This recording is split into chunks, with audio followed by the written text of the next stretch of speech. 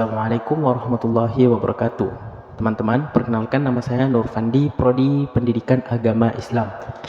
Di sini kita akan membahas sejarah agama-agama, tepatnya sejarah agama Kristen Ortodoks. Paham Ortodoks ini lahir dari perselisihan antara Gereja Alexandria, Gereja Roma, dan Kaisar Konstantin.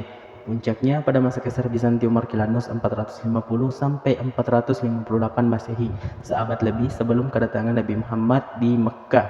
Tepatnya pada tahun 450 Masehi diadakan Majma' Kalkadunia atau Konsili Kalkadunia dalam hal ketuhanan. Buntut dari konsili inilah yang menimbulkan perpecahan di antara gereja-gereja yang sulit disatukan kembali. Rupanya sejak inilah umat Kristen terpecah menjadi dua bagian. Di sisi lain ada yang berpendapat bahwa Al-Masih memiliki dua sifat, yaitu sifat ketuhanan dan kemanusiaan. Dan paham inilah yang kemudian disebut sebagai aliran Kristen Katolik.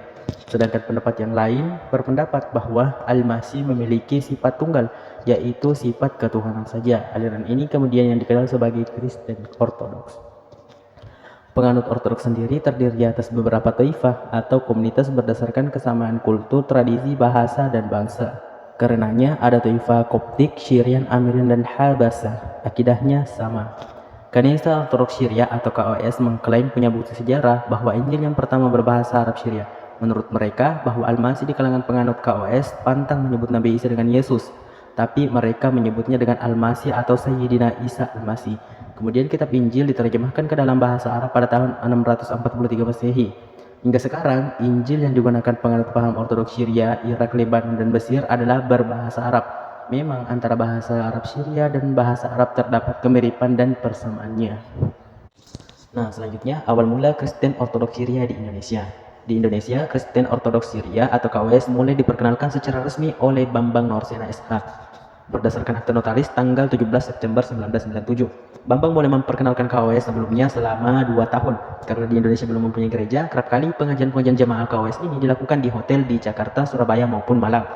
Sebab itu pula, keberadaan KOS di Indonesia masih berbentuk lembaga studi dengan nama Studia Syriaca Ortodoksia, berpusat di Malang, Jawa Timur. Yang menarik, dalam menjalankan ibadah ritualnya, Ortodoks ini menjalankan salat 7 waktu dalam sehari semalam dengan menggunakan bahasa Arab. Mereka juga membaca kitab Injil dalam bahasa Arab, mirip orang Islam sedang mengaji atau membaca Al-Quran. Salat-salat mereka adalah salat 7 waktu. Salat dimulai dari salat subuh, salat duhur, sebelum salat duhur ada salat duha, setelah salat duhur ada salat asar, kemudian salat maghrib, salat isya, dan salat tahajud, namun dalam versi bahasa yang berbeda. Tapi perlu diketahui bahwa mereka melakukan ibadah bukan hanya untuk mencari pahala, tapi untuk mengasihi Tuhan. Karena yang menyelamatkan manusia bukan karena perbuatan dan amal baik seseorang, melainkan karena kasih dan karunia Allah. Setiap salat terdiri dari 3 rakaat, 1 gerakan. Pada rakaat pertama hanya dilakukan qiyam atau berdiri. Pada rakaat kedua dilakukan ruku dan sujud. Pada saat ruku dan sujud ini dilakukan gerakan tanda salib dan doa yang digunakan dalam bahasa Arab, Aram, Yunani, dan Ibrani. Lalu dibacakan pujian yang dikutip dari kitab Mazmur.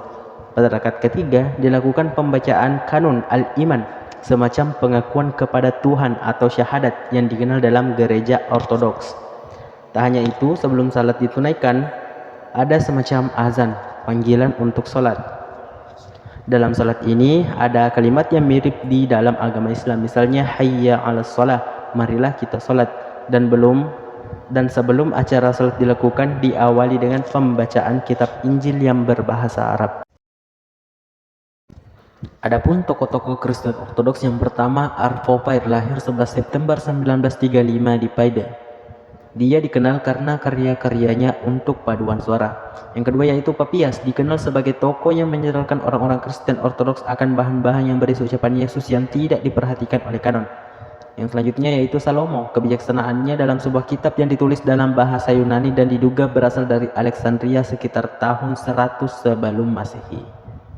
Kitab ini khusus berbicara tentang pembalasan sebagai hukuman bagi penyembahan berhala. Berbeda dengan kitab kebijaksanaan yang lain, kitab ini memberikan perhatiannya pada sejarah keselamatan orang bijak dan kepedulian Allah terhadap orang yang benar.